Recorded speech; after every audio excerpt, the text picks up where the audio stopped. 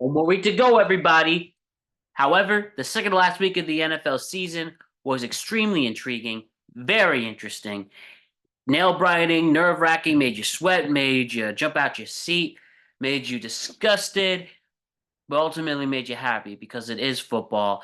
And as we are heading towards the end of the 2025 NFL season, we had an incredible week 17.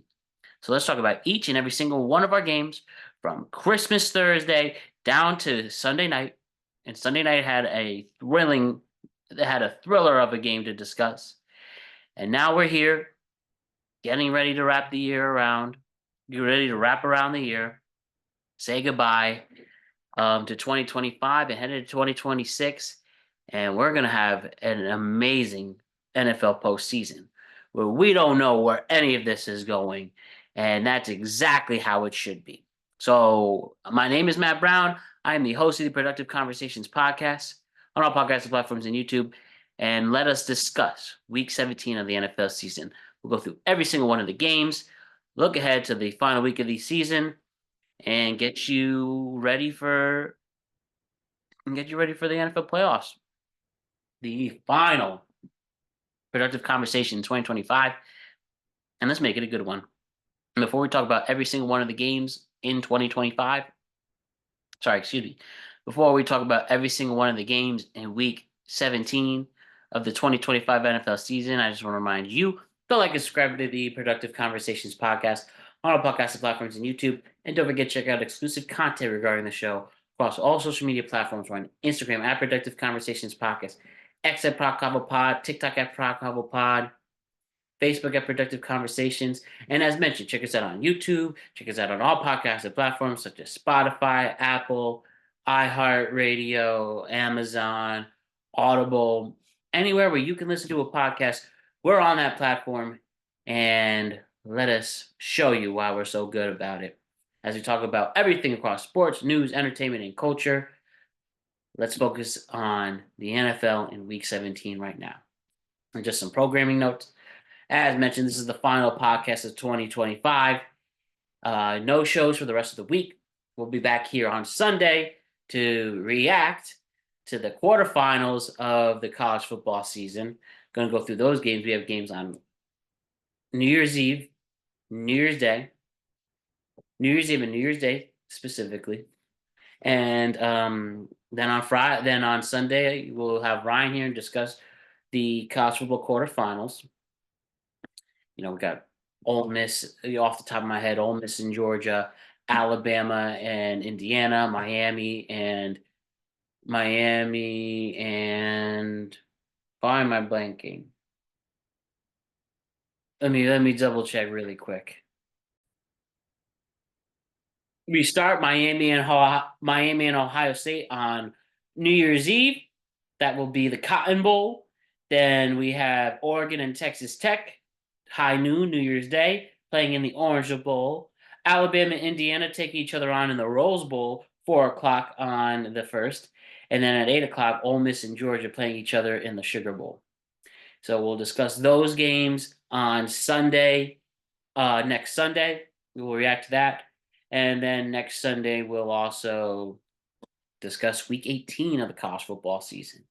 That's it. Week 18 in the books and complete another regular season of productive conversations, of another NFL regular season of productive conversations. And then later next week, we will preview the NFL playoffs and we'll talk about those matchups. And then from there, our first tweet cap will be available on January 6th, 2026, the first tweet cap of 2025. And then later on the 9th, we'll do our other tweet cap of that week. So we're going to start off the week strong, but we still have one more show in 2025. We still have one more NFL show to discuss in 2025. So let's do it. Here's our productive conversation on week 18. Here's a productive conversation on week 17 of the NFL season.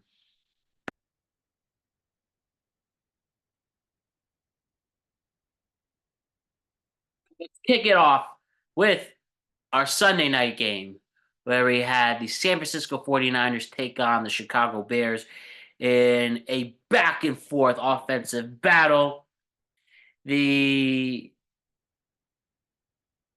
in a back-and-forth offensive battle, where the San Francisco 49ers defeat the Chicago Bears by a score of 42-38 in a high-scoring back-and-forth NFC showdown. The Bears struck first with a big T.J. Edwards return for an interception, a pick six. We started off with the Bears striking first with a big pick six from T.J. Edwards for 34 yards. Brock Purdy then threw a 1-yard touchdown to Jake. After that, Brock Purdy threw a 1-yard touchdown to Jake Tongs. After that, Brock Purdy threw a 1-yard touchdown to Jake Tongs to tie it. Purdy then added a 10-yard rushing touchdown, giving San Francisco the lead. From there, the Bears then tied it with Caleb Williams hitting Luther Burden III for a 35-yard score, making it 14-14 going into the second quarter. And the second quarter started with Christian McCaffrey with a 5-yard rushing touchdown to bump San Francisco ahead. Then Brock Purdy added another rushing touchdown after that. The Bears then kept it close with a Caleb Williams to Colston Loveland Caleb Williams then connected with Colston Loveland on a 36-yard touchdown to keep it a little closer. Then the third quarter started with DeAndre Swift punching in a 2-yard rushing touchdown to pull even, making it a 28-28 game in the third. Brock Purdy then hit Kyle Juszczyk for a 6-yard touchdown, retaking the lead. Then a crazy fourth quarter happened with DeAndre Swift rushing in for another touchdown to make it 35-35. Cairo Santos then drilled a 29-yard field goal to give Chicago a late lead. Then Brock Purdy found Juwan Jennings for a 38-yard touchdown, giving them the lead late in the game. And the Bears ran back. They got it as close as the red zone. They got it close and put it in the red. They got it close. The Bears then kept it close late in the fourth quarter, got in the red zone, but they couldn't convert. Caleb Williams misses the pass, and the San Francisco 49ers take the victory and win by a score of 42-38. From that game, Brock Purdy went 24 for 33, 303 yards with 3 passing touchdowns and 2 rushing touchdowns. Christian McCaffrey, 140 rushing yards and a touchdown. Juwan Jennings had a big 38-yard touchdown, and Jake Tongs as well. Caleb Williams hit multiple big touchdown passes, and give credit to the pick six for T.J. Edwards as well. But ultimately, they came up short, and Caleb couldn't make that final big play for the win. With this win, the Bears become the NFC North champions, and it's closer to having home playoff advantages. And for the San Francisco 49ers, they play in a big showdown with the Seattle Seahawks, and that game will decide the NFC West. Both teams are in the playoffs. Maybe they meet again, but we definitely got a great gunfight, a great back and forth battle between these two playoff teams, and hopefully we see them all again later down the line. Incredible game right here. Good win for San Francisco, tough loss for Chicago. All right, let's get into our 3 Christmas games. The first Christmas game to discuss, the Denver Broncos defeated the Kansas City Chiefs in Arrowhead Stadium by a score of 20-13. The Broncos pulled out a close, gritty victory over the Kansas City Chiefs on Christmas night, improving their record of 13-3 on the season and keeping momentum towards the top of the AFC standings. Bo Nix threw for 182 yards and a touchdown. He also rushed in for one. And he engineered the game-winning touchdown late in the fourth quarter, connecting with R.J. Harvey with about 1:53 left in the game, sealing the victory. Broncos absolutely dominated the time of possession with over 39 minutes in the game, and the total yardage was then they dominated in total yardage as well. But they had a hard time finishing drives in the end zone. They had a hard time finishing drives in the red zone. The Chiefs had no Patrick Mahomes, no Gardner Minshew. They had Chris Olajuwon make his first start. He had a limited number of passes. He threw for 66 yards and got a touchdown. Travis Kelce caught 5 balls for 36 yards in what is probably his final game at Arrowhead. Hats off to the all-time great tight end there. But yeah, Kansas City's offense really struggled to extend drives themselves, but they try to hang on as best as they can. It was Denver's defense and ball control that kept Kansas City from any rhythm on the offensive side. With this win, the Broncos clinched the AFC West and potentially the number 1 seed with this victory. The Chiefs close out or have already been out of playoff contention. This game was more about Travis Kelce and whether or not this was his final game as a Kansas City Chiefs. Time will tell there, but regardless, an amazing career. I know the Taylor Swift stuff is polarizing, but beyond that, he's still an amazing Hall of Fame talent. Obviously, will be in Canton with his brother. And obviously, this was an incredible win for the Broncos. The Chiefs, we'll save these combos for the off season, but it's been very disappointing. A lackluster end, and we will have to see what happens next with Kansas City. But if this is it for Kelce, I think a good way to go out without winning. Made catches, made plays with a third string quarterback, but still kept that aura up. Good stuff for Denver. Somber ending to the regular season at home for Kansas City. All right, the Minnesota Vikings took on the Detroit Lions on Christmas. The Minnesota Vikings won by a score of 23-10 over Detroit. The Vikings secured a 4th straight victory, handing the Lions a disappointing end to their playoff hopes. They are officially knocked out. The Vikings forced 6 turnovers. The Lions gave the ball up repeatedly in a must-win game, and the Vikings got several sacks and kept Detroit's offense and kept giving Detroit issues on offense all game long. Jordan Addison broke the game open with a long touchdown run at 65 yards in the 4th quarter to seal the victory. Aaron Jones Sr. added another score to pad Minnesota's lead. It was backup quarterback Mac Brosmer who started due to the injuries to J.J. McCarthy and Carson Wentz. He completed few passes, but did enough to manage the game and get the victory. Jared Goff had a very rough night. Despite doing what he can, he had 2 interceptions and multiple fumbles. That pretty much set the tone for Detroit, and their season's done. I picked Detroit to win the Super Bowl. Sorry, I picked Detroit to make it out of the NFC. I was completely wrong. Another season killed by injuries and killed by underwhelming performances. You give credit to this team who, was able to keep it up with what they can, but ultimately it was too late. And it's the Vikings who play spoiler here. Detroit, I think, clearly missed their offensive coordinators with one Ben Johnson, who was the offensive coordinator, who, as we just discussed, is leading the Chicago Bears to a winning season, helping Caleb Williams become the star he is, and really prospering with a great future. For the Jets, for Aaron Glenn, who's a defense coordinator, the Jets have had one of the worst seasons they've ever seen.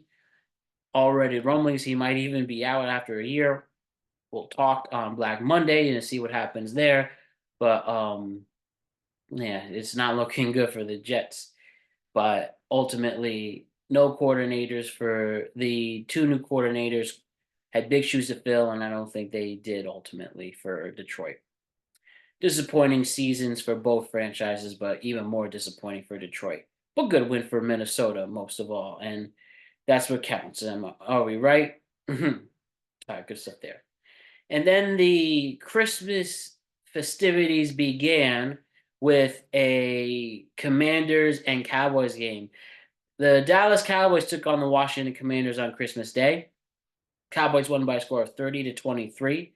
Dallas jumped out early, scoring on their first 3 possessions and building a healthy lead by half. The Cowboys held off a Commanders rally late in the second half as well. Dak Prescott threw for 307 yards and 2 touchdowns. Malik Davis led the Dallas rushing attack with over 100 yards. Cavante Turpin broke it open with an 86-yard touchdown reception, the longest in Christmas NFL game history. Give credit to the Commanders rookie Jacory Krosky-Merritt, who accounted for 105 rushing yards and 2 rushing touchdowns in a very surprising breakout performance. Josh Johnson was the third straight quarterback who got the start for the Commanders.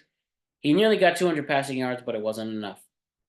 Cowboys snapped their 3-game losing streak, showed offensive balance. Commanders showed some life with a late push, but ultimately it was Dallas ending out on top, finishing off on top there. So good win for Dallas, am I right? The Texans and the Chargers played a big game against each other on Sunday. Yes, we'll talk about the Sunday games. The Houston Texans clinch a playoff berth and win by a score of 20-16 over the Los Angeles Chargers. Texans clinched their third consecutive playoff berth and extended their win streak to 8 games. The Chargers had their fourth game. The Chargers themselves had their 4-game winning streak snap. They lost. With this loss, they lose the AFC West with the Denver victory and this loss. Texas started off strong. They led by 14-0 based on C.J. Stroud hitting Higgins with a 75-yard touchdown pass. And then C.J. Stroud hit another touchdown pass to Jalen Noel for 43 yards. Chargers responded late, but Houston's defense held firm and kept the lead. C.J. Stroud had 244 yards, 2 touchdowns, and 2 picks. Justin Herbert had 236 yards, 1 touchdown, and 1 pick, and playing with a broken hand, by the way. Chargers slowed early by Houston's defense, and they didn't reach the end zone until the third quarter. But yeah, Texans defense, arguably the best defense in the NFL, pressured Herbert all game long, totaling 5 sacks and crucial stops. The Chargers' miscues proved costly as well. Cameron Dicker missed a field goal and missed an extra point. There were dropped passes in this game and a controversial penalty late that helped Houston run the clock out. Houston's explosive start and stout defense was the defining factor, and LA was not able to catch up with them. Good win for Houston right there. Good stuff. All right, let's now focus on the Ravens and the Packers. Very interesting Ravens and Packers game on Saturday evening. It was the Green Bay Packers who lost to the Baltimore Ravens by a score of 41-24. With this win, the Ravens keep their AFC playoff hopes alive, and the Packers fall to the 7th seed in the NFC. Ravens jumped ahead early and controlled most of the game. Baltimore had 307 rushing yards and never relinquished control. Packers had some early success but couldn't sustain long drives against a powerful run game, and that powerful run game was facilitated by Derrick Henry, 216 yards, 4 rushing touchdowns on 36 carries, a season highlight, and one of the best performances of 2025. This marks his 7th career 200-plus yard game. With no Jordan Love, it was Malik Willis that came into the game, who played great. 18 for 21, 288 yards, 1 passing touchdown, 60 rushing yards, and 2 rushing touchdowns. And despite that, though, he ultimately threw his shoulder out and is now injured. The Ravens dominated the time of possession, and they created a lot of pressure up front. Green Bay's run defense struggled without Micah Parsons. The Packers running backs combined for only 19 without Micah Parsons. The Packers running backs combined for only 19 rushing yards in this game, underscoring how much Baltimore controlled the trenches, man. So they couldn't stop the Packers couldn't stop the run, and the Packers couldn't create any rushing yards whatsoever. Only 19 rushing yards. Crazy stuff right there. The Ravens' ground game dominated, sealing a high-scoring win and keeping their postseason hopes alive. The Packers fall to a wild card seed after this loss. Okay, 1 second. It's some game, everybody. We had the New England Patriots host the New York Jets at MetLife Stadium. Sorry. We had the New York Jets host the New England Patriots at MetLife Stadium. The Patriots beat down the Jets by a score of 42-10. Patriots scored touchdowns at 6 straight drives before the starters were even pulled from the game. Drake Maye, 19 for 21, 256 yards, 5 touchdown passes. The Patriots took a commanding 35-3 halftime lead, pretty much coasted the rest of the game. Makes 5 touchdowns, went to 5 different receivers. Stephon Diggs finished the game with over 100 receiving yards. Perfect in the red zone, 5 for 5 in the red zone for New England. And for the Jets, the rookie Brady Cook had 152 passing yards and threw an interception. Brees Hall, the only decent game for that offense, had 111 rushing yards and a 59-yard touchdown. But the Jets continue to create penalties. They continue to break down on defense. And with this win, the Patriots clinch the AFC East and showcase this amazing offense and what they can pull off. The Jets continue to be down bad, picking in the top 5 again this year, and they are now 3-13 after this loss. Steelers played a close game against each other out in Cleveland. The Cleveland Browns upset the Pittsburgh Steelers, winning by a score of 13-6. Shedeur Sanders passed for 186 yards and threw a touchdown, but he threw 2 interceptions. Harold Fannin Jr. scored the game's only offensive touchdown on a first quarter reception. The Browns defense held Pittsburgh without an offensive touchdown, limiting Pittsburgh to only 2 field goals. Remember, no DK Metcalf due to his suspension. That definitely played a part of it, though. Very, very confident about that. Aaron Rodgers went 21 of 39 for 168 yards. He threw no touchdowns. Chris Boswell made both field goals, but Pittsburgh could not punch it in for a touchdown. Late in the fourth quarter, the Steelers drove deep into the game, but failed on a 4th down near the goal line, sealing the victory for the Browns. The Browns held Pittsburgh scoreless after the second quarter and secured the win with a late defensive stand. Denzel Ward blanketed Marquez Valdes-Scantling on a critical 4th down pass attempt late, sealing the victory.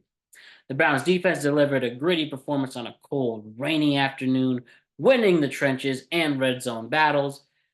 Steelers missed out on the chance to clinch the AFC North, and after the Ravens won, we'll now have a winner-take-all game for the AFC North on Sunday night. Get ready for that one. I'm excited, and I hope the rest of you are as well. It's going to be a good game. The Colts and the Jaguars played each other.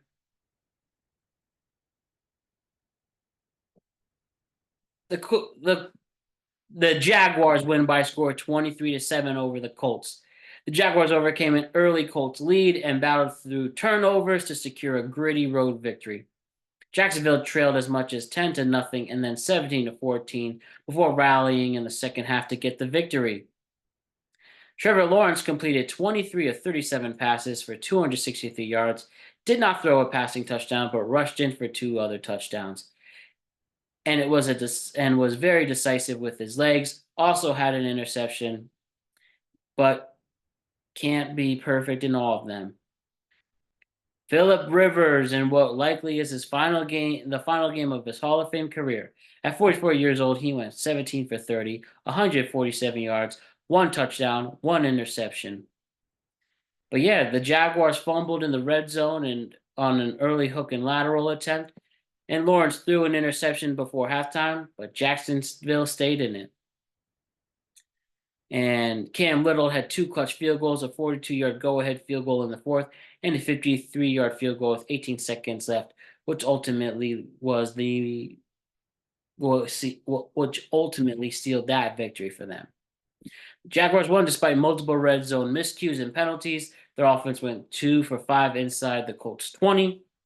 Indy led early with a field goal, but Jonathan Taylor's 3-yard touchdown wasn't enough. This is Jacksonville's 7th straight victory. It keeps them in control of the AFC South. Good win for Jacksonville on that one. And that will be the end of the road for the Colts, I'm afraid. New Orleans Saints made a statement victory against the Tennessee Titans, and here's why. So the Saints trailed 20-10 at half, and looks like it was not going to work out for them. But Tyler Show, I think, earned his starting position for 2026. He finished 22 of 27, 333 yards and 2 touchdowns, a career best performance. New Orleans absolutely dominated in the second half, outscoring Tennessee 24-6 after halftime. Chris Olave had 8 receptions for 119 yards and a touchdown. Audric Esme had a strong second half with a 32-yard rushing touchdown to extend the lead. Chase Young, it's good to say his name again. He contributed with the sack and strip touch. He was able to force a fumble and pick it up for a touchdown after that. Cam Ward threw 2 touchdowns for 251 yards, but offense ultimately stalled in the second half. The Saints are now 6-10 and now won 4 straight.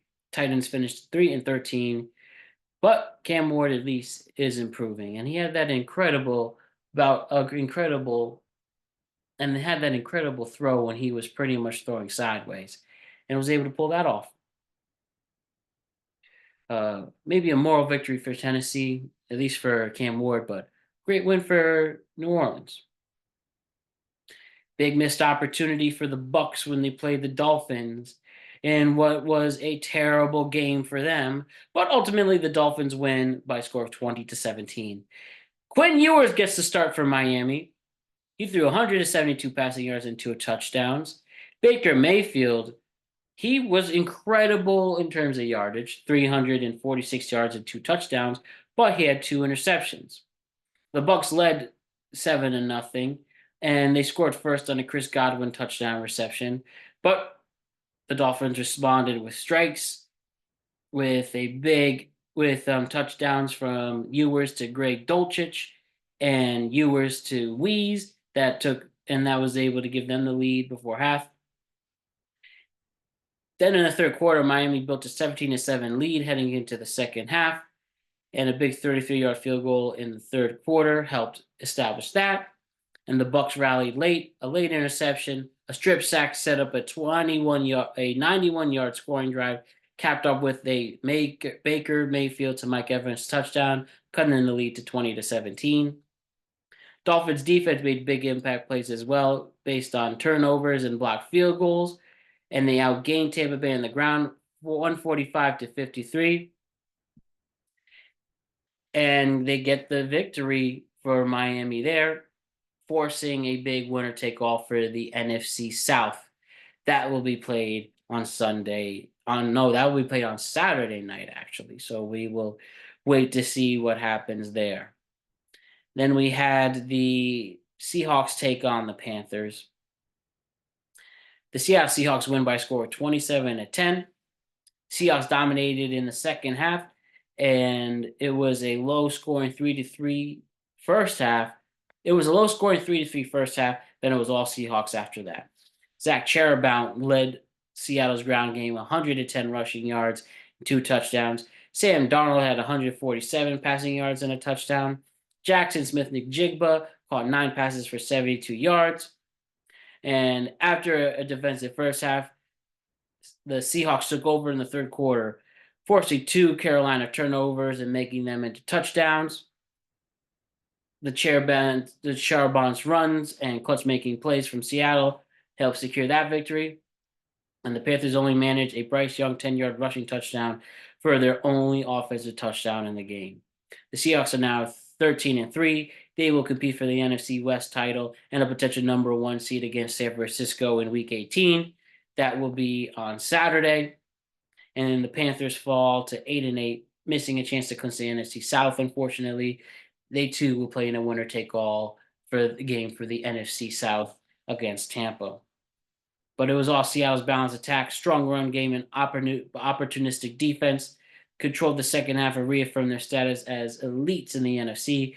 Carolina struggled offensively and couldn't keep up after the halftime. Okay, now we got the Bengals and the Cardinals. Bengals and Cardinals, where the Bengals comfortably defeat Arizona by a score of 37-17. The Bengals jumped out early and controlled the game from start to finish. Joe Burrow was efficient with 305 yards, 2 touchdowns, and 3 quarters. 305 yards and 2 touchdowns in only the first 3 quarters. Joe Flacco came in later after that. Jamar Chase snapped a long touchdown drought with 2 touchdown catches and over 60 receiving yards. Chase Brown turned it up in the running game as well. 101 rushing yards and 2 touchdowns.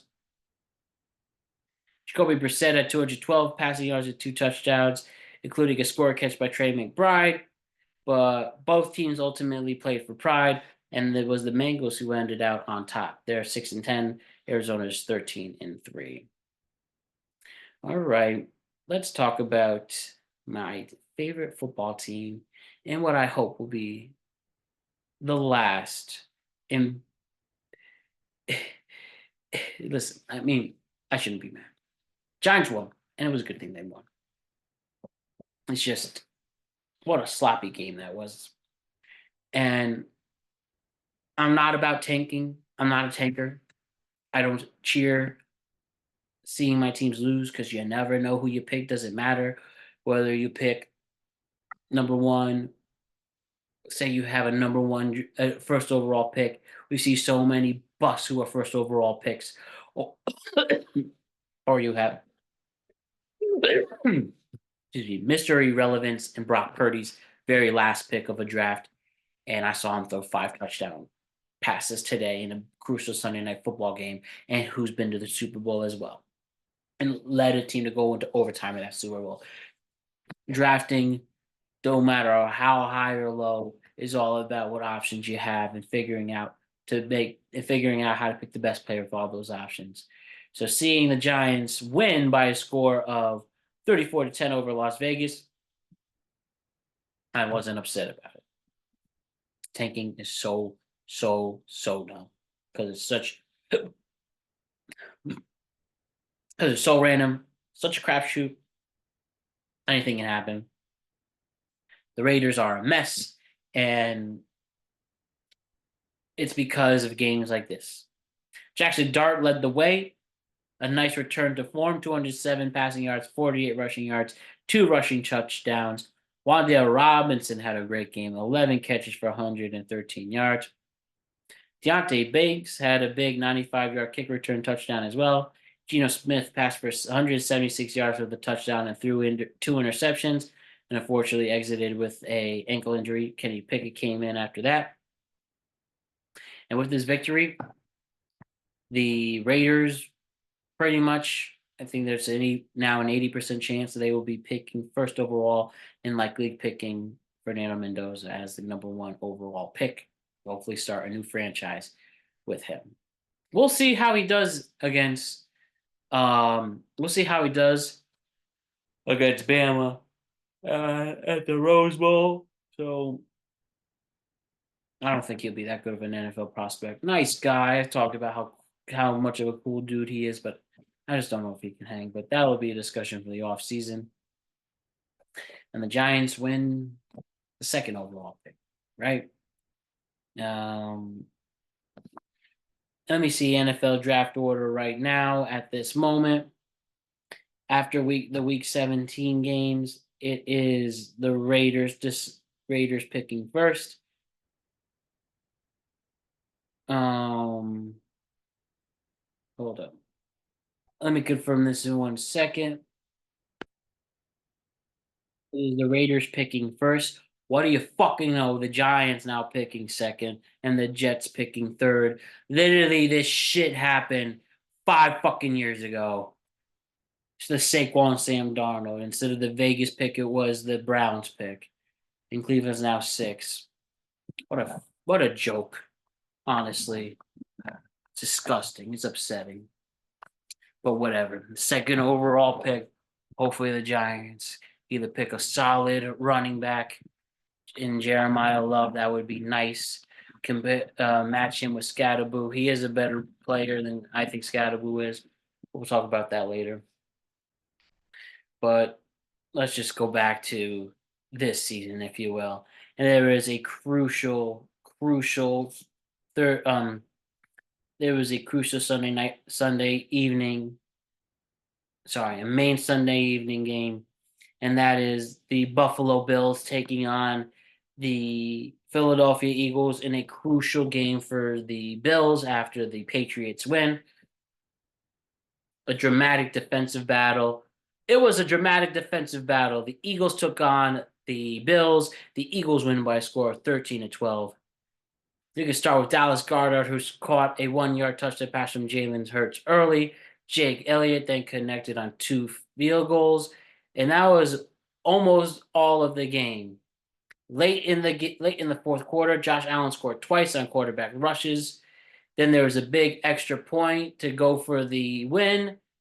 Instead of going for the extra point for the tie, they go for the win. Josh Allen then misses his target, and that would lose the game for them. But then, as I should say, just circling back, right? It was a defensive battle throughout. The Eagles scored 13 points based on Dallas Goedert with a big 1-yard touchdown pass from Jalen Hurts, and then Jake Elliott hit two field goals after that. Josh Allen scored twice on quarterback rushes in the fourth. Then there was at one point an extra point that was blocked after Josh Allen's first score. Then, after getting the score, the Bills decided to go for the win, down 13-12. The Bills attempted a 2-point conversion with 5 seconds left to take the lead, but Allen's incomplete pass to Khalil Shakir was incomplete. Sealing the Eagles' 13-12 victory. Eagles defense dominated early, holding the Bills scoreless for the first 3 quarters. Buffalo outgained Philly overall, but key defensive stops and special teams mishaps made the difference. With this loss, the Bills relinquished the AFC crown. It's now the Patriots who are the winners of that division, and the Eagles solidified their playoff positioning with this win in the NFC. Good game right there.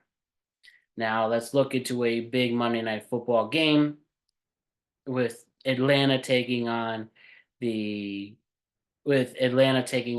Rams. Atlanta will be hosting the Rams on Monday night.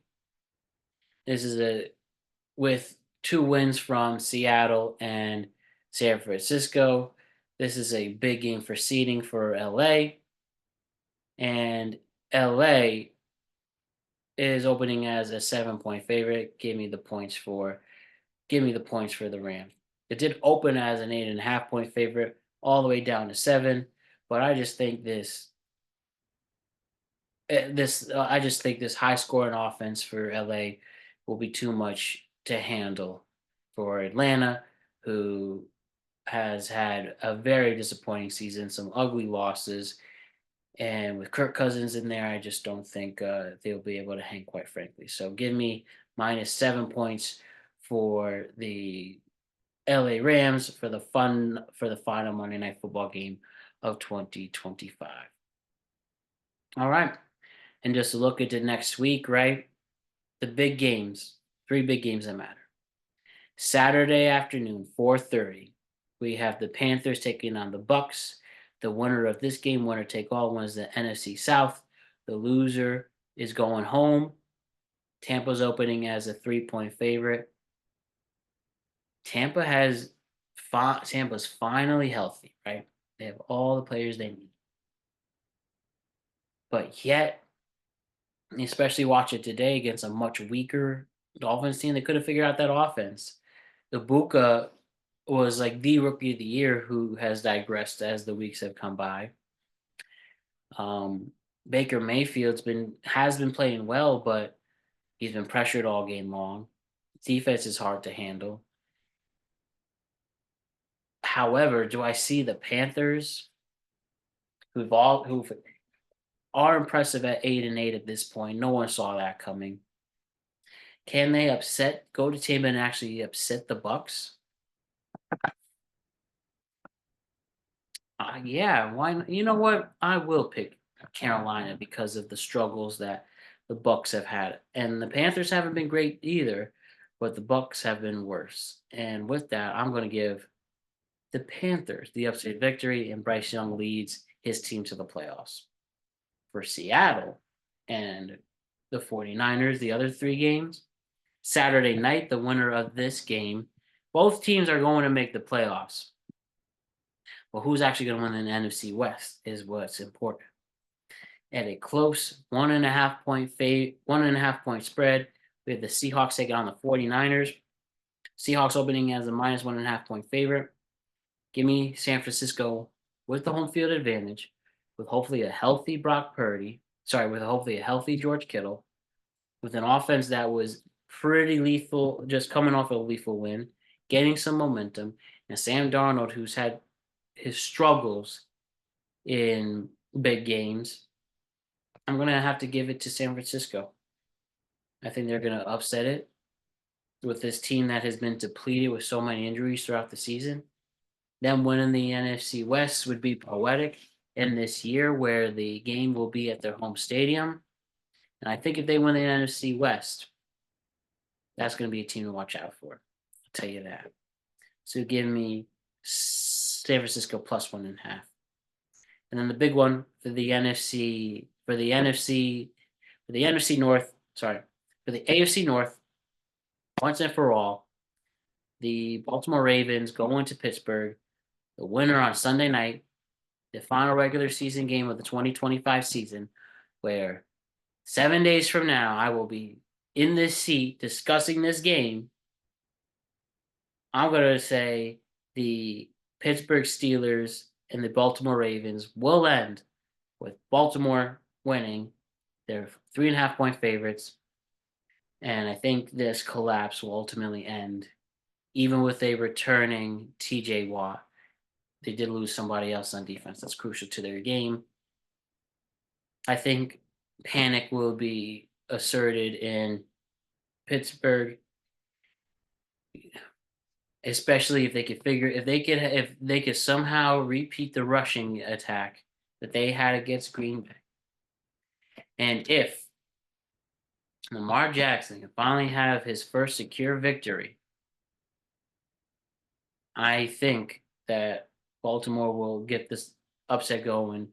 A team that was 5 games under 500 at one point. I think they can fulfill this great season with two coaches that have been going up against each other forever, with two coaches whose futures are up in the air. Both guys have won a Super Bowl. Both have had some eras with their respective franchises.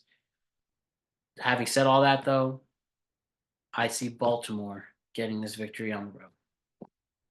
And then the other games, all for pride, all for a little seeding here and there, but those are the three big ones to point out, where there's division titles on the line, playoff games essentially. Panthers, Bucks, +3 for Carolina. 49ers, Seahawks, +1.5 for San Francisco. And Ravens and Steelers, -3.5 for Baltimore. All for the NFC South, NFC West, and AFC North, respectively. I can't wait to talk to you guys in a week. Remember to relax if you can have the chance to before 2026 begins. I've had a wonderful 2025 with each and every single one of you. Also see our year in review. The 2025 timeline is available on all podcast platforms and YouTube, where me, Ryan, and Jose discuss every major event in 2025 across sports, news, entertainment, and culture. And with that, we would truly sign off for the final show of 2025. It's been a great year. Let's be in an even better place in 2026. All the love, let's start our journey right now. But great discussion on week 17 of the NFL season. We'll see you in a week to discuss Week 18, to discuss the college football playoff quarterfinals, and get you ready for 2026. All the love. Peace.